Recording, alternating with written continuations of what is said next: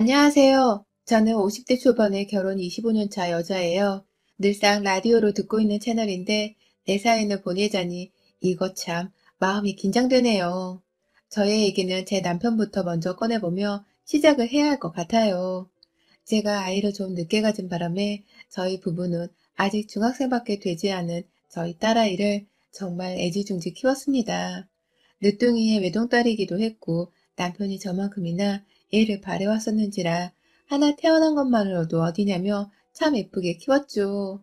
저는 언론사에서 칼럼을 쓰고 있는 프리랜서 작가이고 저희 남편은 직장을 다니는 사람이었는지라 애 키우고 일하는 거 말고는 쭉 다른 부부들처럼 보통으로 살아왔습니다. 오히려 제가 글 쓸 때면 방 안에 틀어박혀 나오지를 않는다고 해서 제 남편이 아내 살림도 빠듯하게 잘 챙겨주곤 했죠. 그런데 착하고 열심히 잘 살아온 저희 남편이 2년 전에 대장암에 걸렸습니다. 처음 진단을 받은 것을 시작으로 남편의 상태는 시간이 지날수록 급속도로 나빠지기 시작했어요. 남편이 아파서 들어눕게 되면서부턴 일은커녕 외출조차 마음대로 쉽게 하지 못하더라고요. 남편의 상황이 이렇다 보니 시아버지께 말씀을 드려야 했습니다. 시아버지는 시어머니 여이시고 홀로 사시는 분이시고 혹여나 하는 마음에 저희 시댁 형제들이 다 돈을 모아서 서울집 주변 아파트 한 채를 월세로 잡아 모셔놓고 살고 있었어요. 시골에서 서울로 올라오실 때 아버님께서 저희 집으로 아예 합가를 하고 싶다는 의사를 비추기도 하셨고, 그래서 실제로 저한테 왜 굳이 월세집을 잡아서는 돈 나갈 짓을 하냐고 혼을 내기도 하셨는데요. 합가 그게 뭐 쉽냐고요. 결혼하고 지금 애 하나에 남편 하나 뒷바라지 하는 것만으로도 정신이 사납고 힘들어 죽겠으나 그마저도 내 가정 사람들이니까 봐주고 참은 거였는데 만약 여기에 시아버지까지 들러붙어 내가 손을 써야 하는 상황들이 더 생긴다면 저는 아마 스트레스로 병에 걸려 남편처럼 알아누웠을지도 몰라요. 그때 그 마음을 진지하게 아버님께 표현했고 정작 자기 아들인 남편조차도 시아버지와는 그렇게 친하게 잘 지내는 사이가 아니어서 그런지 함께 사는 건 별로겠다며 딱 잘라 말을 건네주었어요. 그렇게 해서 합가는 불발이 되었고 그나마 착한 여기 형제들이 다 돈을 모아서 월세집이라도 구할 수가 있었던 것입니다. 하지만 남편이 아프고 나서부터는 아버님께서 많이 힘들어하시는 듯 했습니다.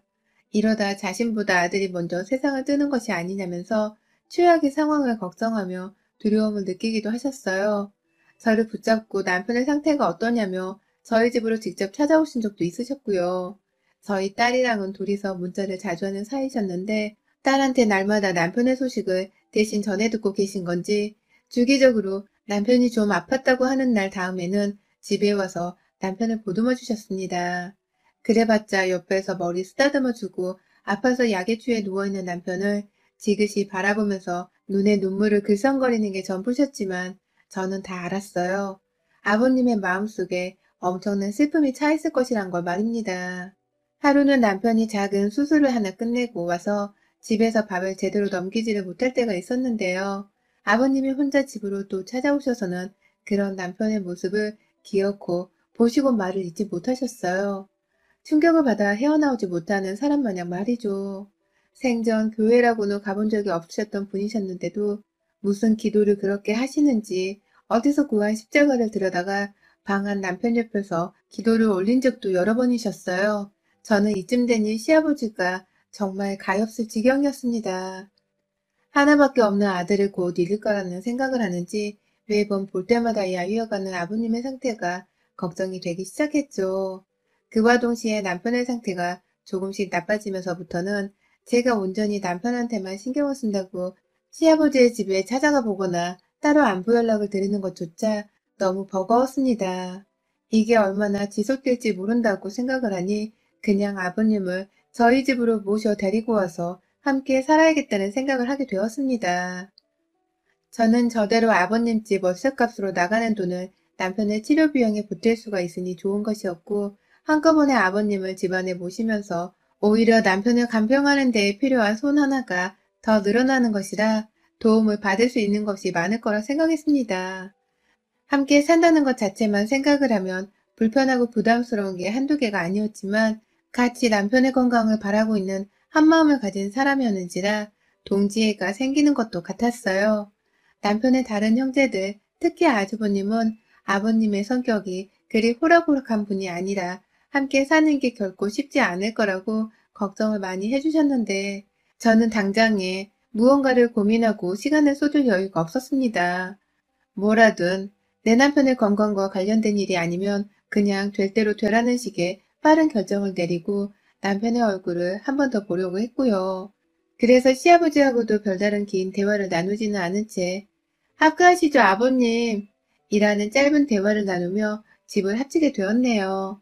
이래나 저래나 우리 가족에게 그리고 아버님께 좋은 게 더 많은 합가였기 때문에 며느리 짓 하는 거는 굳이 고민을 하지를 않고 곧바로 이사를 진행했습니다. 아주버님의 도련님까지 나서서는 이사를 도와주셨는데요. 저희 집이 원래부터 딸 하나의 부부만 사는 세 식구였는지라 아파트에 방 하나가 여유가 있었는지라 아버님의 방은 자연스럽게 가장 작은 방으로 배치를 시켜드렸어요. 신나서 들떠하시는 아버님의 모습이 살짝 불안불안하긴 했지만 제가 노는 사람도 아니고 집에 아픈 사람이 있다는 걸 아버님께서도 누구보다 잘 알고 계셨기 때문에 따로 더 신경을 쓰진 않았습니다. 그럼에도 아버님께는 제가 남편 병간 후에 가끔 일하면서 병원도 챙겨 데려가야 해서 몸이 10개라도 부족합니다. 그러니 아버님께 삼시세끼 밥 차려드리고 방 청소해드리는 그런 며느리 짓을 해드리지는 못할 거예요. 라면서 누누이 제게 사소한 일들을 시키진 마시라고 분명하게 말씀드렸고요. 그러자 아버님께서도 아들이 아픈데 내가 어떻게 무슨 면목으로 며느리 너한테 도움을 받으려고 하겠냐. 우리가 그저 힘 합쳐서 병간호 잘하면서 애를 빨리 치유시키는 게 우선이지. 라며 든든한 감사의 말을 표현해 주셨습니다. 좀 섣부른 판단이었지만 저로서는 든든한 아군이 생긴 것만 같아서 생각보다 합가의 기분이 그리 나쁘지만 않았어요. 하지만 시아버지가 집안에 들어오고 나서 얼마 지나지 않아 남편의 상태는 급속도로 악화가 되었습니다. 정말 제 몸이 남아돌지 못했을 만큼 병원도 자주 들락거리게 되고 일은 손에 잡히지가 않았죠. 그러던 중 한 번은 시아버지께서 남편이 배 아파 뒹굴면서 약을 찾고 있는데 그 소리를 듣고도 묵인을 한 채 TV 소리를 더 키우신 적이 있었어요. 저는 방 안에서 글을 쓰고 있다가 갑자기 거실에서 TV 소리가 너무 시끄러워 밖에 나가 주의를 좀 드리려고 일어섰는데 그 순간 건너방에 있는 남편으로부터 핸드폰 전화가 걸려왔길래 본능적으로 남편에게 뛰어가봤죠. 그러자 남편은 이미 침대 밑에서 제대로 된 비명소리 한번 지르지를 못하고서 자기 변만 부여잡고 있었고요.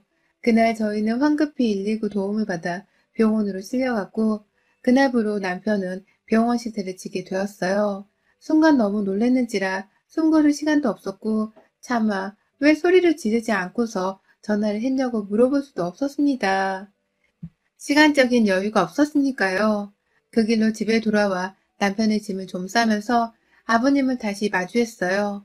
아버님은 거실에서 여전히 TV를 보고 계셨는데 제가 들어오니 아범은 좀 어떠냐? 내가 귀가 너무 안 좋아서 아범이 방 안에서 아픈 줄도 몰랐네.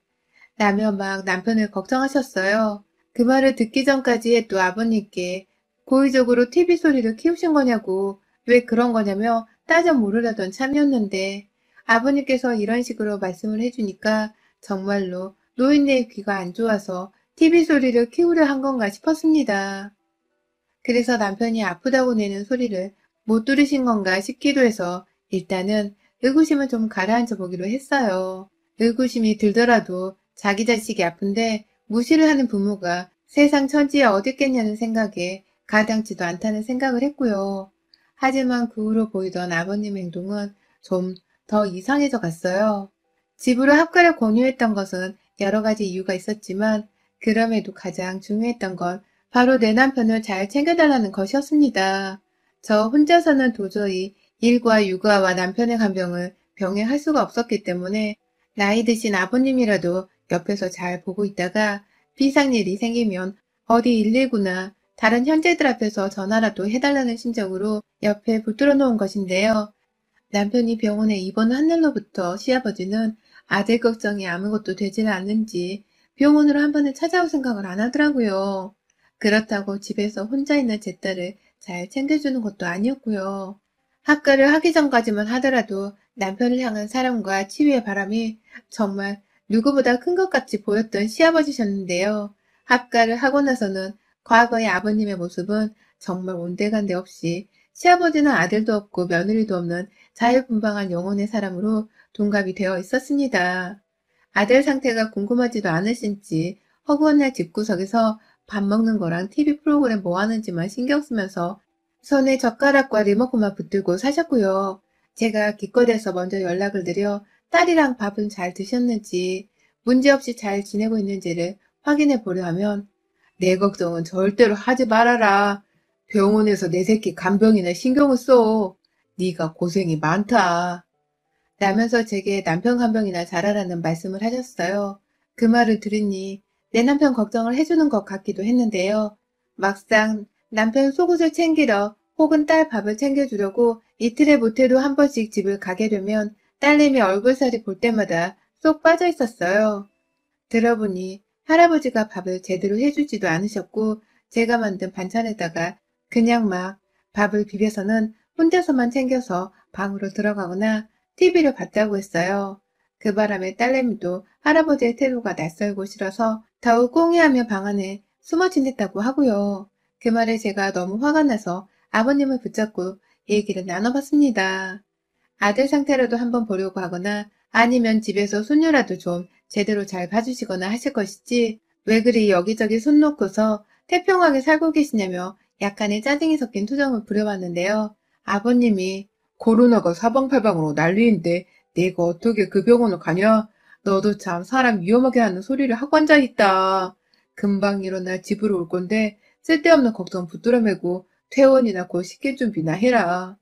라면서 오히려 큰일이 아니니까 여러 사람을 병원에 오라가라 하며 귀찮게 만들지 말라고 딱 잡아뗐습니다.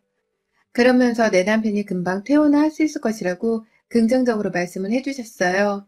솔직히 아버님이 이렇게까지 말을 해주시니 저는 고개를 갸우뚱거리면서도 그냥 있는 그대로 아버님이 하신 말씀을 받아들이는 수밖에 없었어요. 더 싸울 일도 없어서 다녀오겠습니다. 라고 말하고 병원으로 돌아갔죠. 하지만 남편은 병원에 입원한 날부터 얼마 못 가서 상태가 더욱 나빠져 생을 마감하고 말았습니다. 남편이 세상을 뜨던 날 저는 졸지에 시아버지를 모시고 살아야 하는 과부 처지가 되어버린 것이었죠. 제가 어떤 심정이었냐면 다른 사람도 아닌 내 남편이 죽었는데 남편이 죽었다는 사실보다도 남은 딸아이를 혼자 키우면서 시아버지까지 어떻게 모시고 사냐는 생각에 스트레스가 쌓여서 머리가 터질 것 같더라고요. 남편의 죽음으로 받은 슬픔보다도 그 짧은 시간 동안 시아버지와의 관계가 미칠듯이 부담으로 밀려오기 시작했어요. 시아버지는 이런 제 속을 아는지 모르는지 남편이 죽었다는 연락을 저한테 받고 나서도 저희 딸아이를 혼자 돈을 쥐어준 채 택시를 타고 병원까지 찾아오게 하셨고요. 정말 이해할 수가 없는 행동이었습니다. 정작 아버님은 왜 안 오시나 싶어서 전화를 걸어 오고 계시는 중이신 거죠? 라고 물으니 장래 하루가 지나서 찾아오겠다고 하시더군요. 지금은 당장 바빠서 집을 나갈 수가 없다고 하면서 말이죠. 백수에 하는 것도 없는 사람이 도대체 아들이 죽어 장례를 치러야 하는 것보다 중요하다고 여길 수 있는 게 무엇인가 싶어 이해를 할 수가 없었지만 더 긴 말을 하지 않았어요. 저는 아주버님이랑 도련님이랑 번갈아 제 딸내미를 챙기고 남편의 장례 준비를 한다고 정말 정신이 하나도 없었기 때문입니다. 제 눈물이 채 나올 새도 없었는데 아들 보러 오질 않는다는 시아버지한테 전화로 화를 내고 할 기력이 남아있지를 않았어요. 그래서 시아버지가 바로 오던지 말던지 그냥 마음대로 하라면서 내버려 두고만 있었습니다. 하지만 저희 친여동생으로부터 정말 희한한 말을 들어버리고는 새삼 시아버지의 속마음이 궁금해져 가기 시작했어요. 그날 저희 딸아이가 하루 종일 장례식장에서 울면서 버티고 서 있는 걸 도저히 제가 옆에서 볼 수가 없었습니다. 그래서 동생한테 딸아이를 집으로 좀 바래다주고 집에 간 김에 시아버지라도 좀 모셔오라고 부탁을 했습니다. 설마 차가 없어서 장례식장에 안 오고 계신 건가 싶었거든요. 동생도 거뜬히 알겠다고 하고선 제 딸을 집으로 데리고 갔죠. 그런데 한참이 지나고 나서 동생한테 전화가 걸려왔어요. 언니네 아버님 혹시 치매신 거야? 아들을 기억 못 하시는 거 아니야? 라며 제게 어이가 없다는 듯이 물어봤어요. 가뜩이나 내 남편이 세상을 떠난 마당에 시아버지까지 치매에 걸린 것 같다는 동생 소리를 들으니 속에 고구마 1,000개를 꾸겨 넣어 먹은 기분이 들었습니다. 장례식장 한복판에서 저도 모르게 무슨 그딴 소리를 하고 있어. 어떻게 그 양반이 치매란 거야. 지금 아버님이랑 같이 오고 있는 거지? 라면서 짜증을 확 뱉어버렸죠. 그러자 여동생은 내가 살다 살다 그런 양반은 또 처음 보네. 다른 사람도 아니고 자기 아들이 죽었는데 장례식장에 가자니까 한다는 말이 글쎄. 이봐 사돈처녀. 장례식장에 내가 안 가면 뭐 큰일이라도 나? 내가 가려고 했는데 옆에서 이렇게 보채면 내가 뭐가 되는 거야? 라면서 TV를 마주 보더라니까. 수지말로는 어제부터 이 양반이 안방에 들어가서 잠도 잤다고 하던데 언니가 다 알고 있는 얘기 맞지? 라면서 제게 사실 확인을 했습니다. 저야 당연히 들어본 적이 없는 말이었기 때문에 황당 그 자체였습니다. 그래서 당장 장례식장을 벗어나 집을 갈 수가 없는 상황이어서 다른 조치를 취할 수가 없었고요. 그렇게 하루를 꼬박도 남편이 유일한 부모라는 시아버지를 장례식장에 모셔놓지도 못한 채 저는 다른 시댁 식구들이랑 친정 식구들의 이상한 눈초리를 받으면서 장례식을 지켰습니다. 그리고 대망의 셋째 날 그렇게 기다리던 시아버지가 드디어 저희 남편 장례식장의 모습을 드러냈어요. 보통 자식이 먼저 생을 마감하면 그 부모가 느낄 슬픔은 감히 상상할 수가 없다고 하잖아요. 그런데 장례식장의 모습을 드러낸 저희 시아버지의 꼬락서니는 정말 이런 말하기 뭐하지만 상당하게 멀쩡했습니다. 눈물 한 방울을 그간 흘리지 않으셨나 봅니다. 아무리 남편이 오랜 시간 투병을 해왔다고는 하지만 다른 사람도 아닌 자기 아들이 죽었는데 눈물 한 방울을 제대로 흘리지 않고 장례식장에 올 수가 있는 건지 시아버지의 모습을 보면서도 참 소름 끼쳤고요. 저도 자식이 있는 사람인데 저로서는 아무리 입장을 바꿔 생각해 보더라도 이해가 가지 않는 대목이었습니다. 하지만 시아버지의 메마른 눈물보다도 더 충격적인 것이 있었어요. 글쎄 아버님께서 장례식장에 도착을 하자마자 자기 아들들을 쓱 쳐다보더니 니들은 내 장례식 때도 이렇게 찾아와서 유족행세는 해줄 거지? 그렇지? 라면서 농담이란 듯이 씩 웃어 보이셨어요.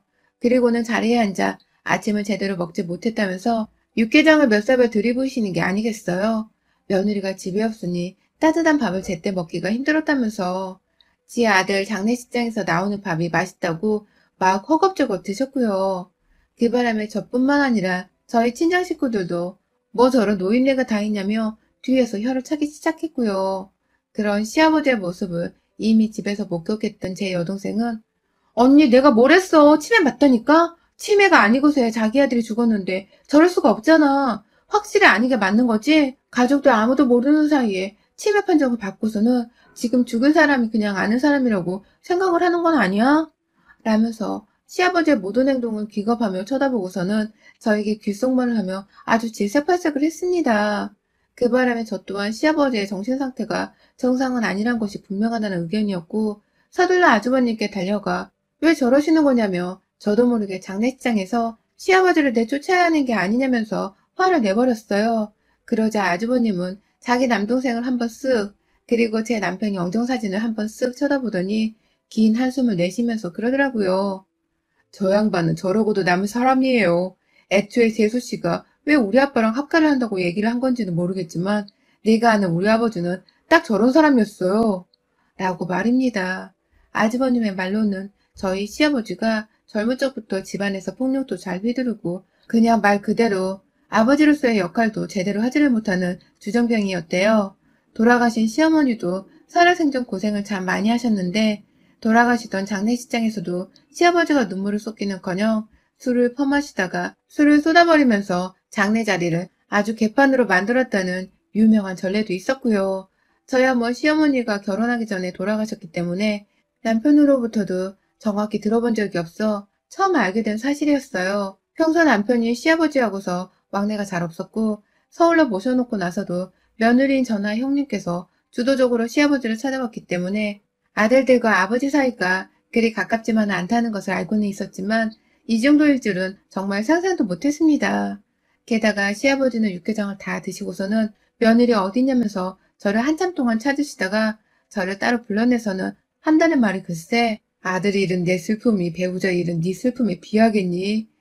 네가 아들이랑 함께 살던 안방에서는 잠조차 제대로 자지를 못할 것이란 걱정이 든다.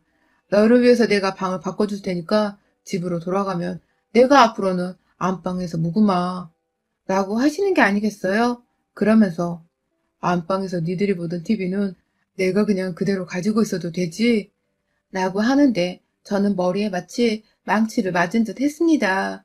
졸지에 저는 장례식장에서 기다리던 시아버지를 보자마자 유가족이라고 하기에는 믿겨지지 않은 뻔뻔함과 부끄럼 없는 행동들에 화가 나게 되었고 결국 그 자리에서 내 집에서 당장 나가. 당장 당신 집으로 돌아가라고. 아들이 죽었는데 한다는 말이 뭐? 안방에서 살 테니 TV는 그냥 써도 되냐고? 당신 아들이 죽었는데 지금 그게 남편이 며느리한테 할 소리야? 라면서 시아버지의 멱살을 쥐어잡고 장례식장 밖으로 질질 끌고 나갔습니다. 질질 끌고 나갈 수밖에 없었던 것이 아버님이 제가 지르는 소리에 시끄럽다며 귀를 막았어더니 애초에 처음부터 핫거리 했으면 좀 좋았냐. 괜히 월세집에 혼자 들어가 살게 해가지고 노인네 외로움은 다 타게 만들더니만 이제 와서 지 남편 아프니까 옆에서 수발들라고 나를 불러들여서는 뭐가 어쩌고 어째? 며느리한테 할 소리냐고? 야 이년아 나는 아들을 잃었다. 아들을 잃은 애비한테 어따 대고 따박따박 말대꾸야. 라면서 되려 소리를 질러버리셨기 때문입니다. 옆자리에 앉아있던 사람의 육개장 그릇을 당장이라도 저한테 퍼부어주겠다는 듯이 으르렁거리면서 장례식장을 더욱 난장판으로 만들려고 작정을 하셨어요. 그 바람에 혼자서 무력으로라도 시아버지를 장례식장 밖으로 끌고 나가려 했고요. 저를 말리겠다고 달려들어 참으세요 하고서 사정을 해대는 아주버님과 도련님께도 욕을 퍼부으며 놓으세요. 내 팔 놔라고 하며 함께 소리를 질러댔습니다. 멀리서 저 양반 치매 확실하다니까? 그렇지 않고서야 어떻게 지 아들 장례식장에 저래. 당장 병원에 데려가. 라면서 여동생을 안절부절을 못하는 저를 오히려 도와주겠다면서 시아버지의 팔 한쪽을 붙잡고 장례식장 밖으로 함께 끌고 나가줬습니다. 참 이상했던 것이 그 상황에서 시댁 식구들은 정작 지 아버지가 끌려나가고 있는데도 아무도 창피하다며 말릴 생각을 하지 않았습니다. 저희 친정은 반대로 장례식을 난장판으로 만들고 있다면서 얼른 저와 함께 쫓아내려 했습니다. 결국 그날 시아버지는 육개장을 들다 말고 저한테 안방 얘기를 꺼냈다가 자기 아들 장례식장에서 뼈도 못 추리게 쫓겨나 버렸고요. 혹시 몰라 저는 아예 남편 장례식도 마다하고서 그 길로 저희 여동생과 함께 집으로 먼저 향해 가서는 집 현관 비번을 바꾸고 곧장 시아버지 거주할 자리를 알아봤습니다. 남편 장례식도 아예 아주버님하고 도련님한테 죄다 맡겨놓고서는 천만다행히도 안 팔고 내버려둔 시아버지 사시던 빈 시골집에서 바로 거주하시라고 짐덩어리를 다 택배로 보내버렸어요. 저희 친정 식구들은 제가 시아버지를 남편 잃고서까지 혼자 모시고 사는 것을 내내 걱정하시다가 옳다구나 싶으셨는지 남편 장례식에서 우르르 저희 집으로 몰려오셔서는 아버님 짐 빼는 것을 도와주었고 급기야 바로 아버님이 짐 따라 시골로 내려가실 수 있도록 트럭에 함께 실어보내려 하더라고요. 하루라도 빨리 노인 고집에 안방을 빼앗기기 전에 시골로 보내자고 말이죠. 다만 저는 시아버지가 그래도 내 남편의 아버지시고 남편 장례도 안 끝난 마당에 평생을 남편에게 미안한 마음을 가질 수밖에 없을 것 같다는 걱정이 앞서 그날 하루 정도는 집에서 아버님을 모셨습니다.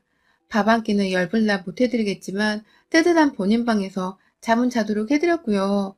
그날 아침부터 집에 찾아온 친정 식구들의 성화로 저는 아버님을 이른 새벽 태라고 태워 시골집으로 도로 보냈습니다. 빈집으로 오래 놔둬서 제대로 난방이나 되고 있을런지는 모르겠지만 아버님은 그렇게 자식이 아무도 도와주질 않는 상태에서 먼지 쌓이고 거미줄이 줄을 쳐놨을 집안에서 혼자 대청소까지 다 끝마치고서는 홀로 삶을 새로 시작하셨어요. 저에겐 언제라도 서울로 다시 오고 싶다는 듯이 오늘은 난방이 잘 안 돼요. 얼어 죽는 줄 알았다.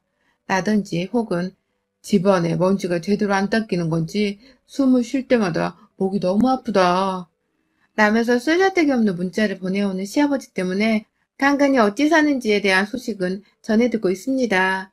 그래봤자 제대로 된 답장 한번 해주지를 않아서 시아버님은 속이 많이 타들어가셨을 텐데 그것 또한 시아버지가 저지른 말과 행동에서 비롯된 벌이라고 생각을 하고선 달게 벌을 내려드리겠다고 마음을 다잡으며 살고 있네요.